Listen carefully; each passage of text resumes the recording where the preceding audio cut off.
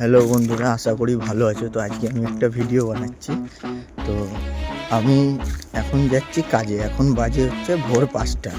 তো আমি রোজই 5টার সময় কাজে বেরোই। ভোরবেলা 4টার সময় আমাকে ঘর থেকে উঠতে হয়। এবার আজকে আমার বাইকটা খারাপ হয়ে গেছে, তো আমি আজকে হেঁটে 2 কিলোমিটার যাব, তারপরে বাস ধরবো। তো আমি মনে করি 100%-এর মধ্যে 30% আমাদের মতন মিডিল ক্লাস ঘরের ছেলে আছে। তো তার মধ্যে 10% ছেলে শুয়ে শুয়ে ভাবছে আমি কি করবো, মানে আমার কি হবে পরে।